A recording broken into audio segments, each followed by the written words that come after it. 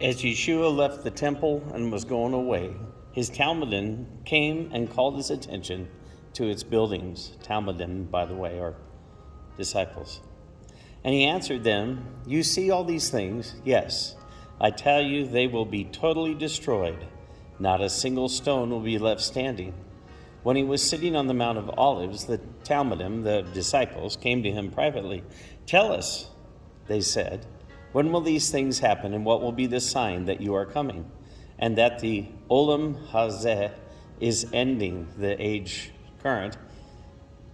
Yeshua replies, "Watch out, don't let anyone fool you, for many will come in my name, saying, 'I am the Messiah,' and they will lead many astray. You will hear the noise of wars nearby and news of wars far off. See to it that you don't become frightened. Such things must happen.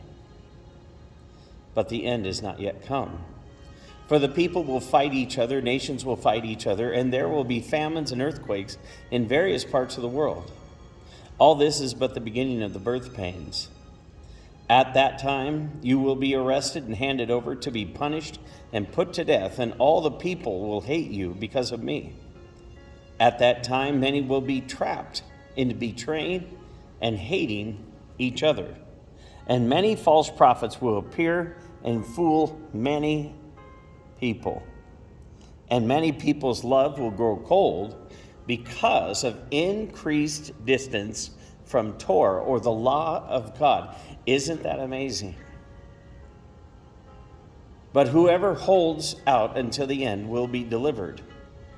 And this good news about the kingdom will be announced throughout the whole world as a witness to all the nations. It is then that the end will come.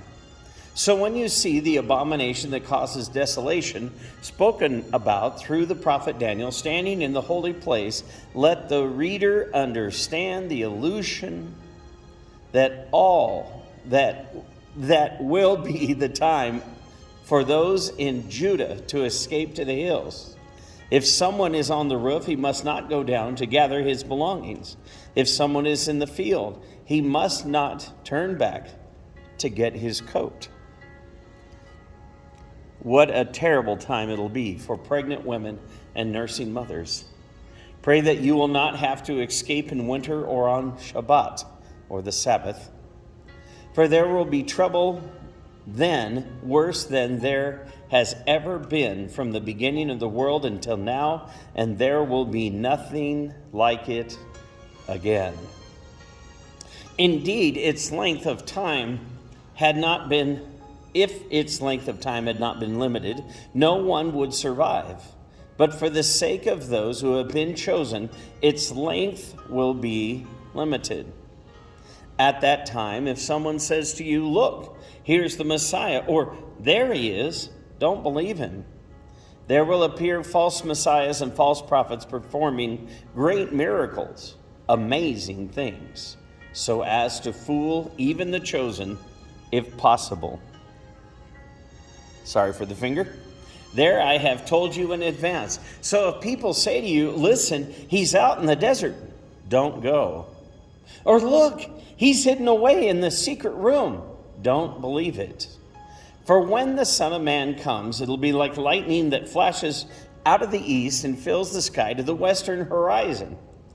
Wherever there's a dead body, that's where they will find the vultures. But immediately following the trouble of those times, the sun will grow dark, the moon will stop shining, the stars will fall from the sky, and the powers in heaven will be shaken.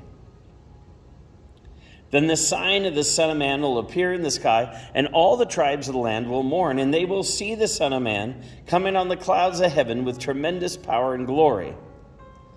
He will send out his angels with a great shofar, a great blast of the trumpet, and they will gather together his chosen people from the four winds, from one end of heaven to the other. Now let the fig tree teach you its lesson. When its branches begin to sprout and leaves appear, you know that summer is approaching. In the same way, when you see all these things, you are to know that the time is near, right at the door. Yes, I tell you that this people will certainly not pass away before all these things happen. Heaven and earth will pass away, but my words will never pass away.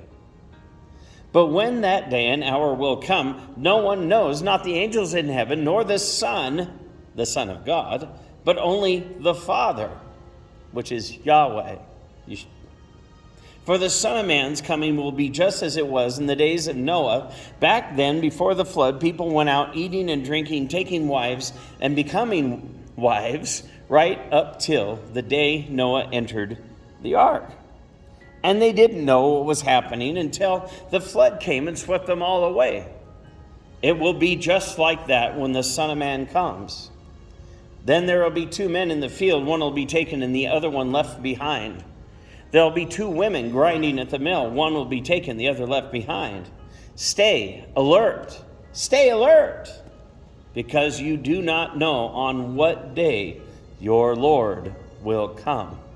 But you do know this, had the owner of the house known when the thief was coming, he would have stayed awake and not allowed his house to be broken into. Therefore, you too must always be ready, for the Son of Man will come when you are not expecting him. Who is the faithful and sensible servant whose master puts him in charge of the household staff to give them their food at the proper time? It will go well with that servant if he is found doing his job when his master comes. I'll read 46 again. It will go well with that servant if he is found doing his job, not your job, not somebody else's job, but his job when the master comes. Yes, I tell you that he'll put him in charge of all that he owns. But if that servant is wicked and says to himself, my master is taking a long time, and he starts beating up his fellow servants and spends his time eating and drinking with drunkards, then his master will come on a day the servant does not expect, at a time he doesn't know, and he will cut him in two and put him with the hypocrites, where people will wail and grind their teeth. That is the end of chapter 24 of Matthew. And thank you for listening in. Thank you for listening in. This is the public reading of the Word. Well, I welcome you to comment, to respond, and maybe I'll use your help in getting this done. Isn't it interesting in the day of what's going on today, not just in Israel, but around the world and around the United States and here in our little township? Isn't it amazing with what's going on that this would be the chapter we would begin with? The end times. I don't think we have long to go. So prepare the way of the Lord and prepare to meet him. Prepare your family to meet the Lord. May God be blessed. May you be blessed. Thanks for listening in.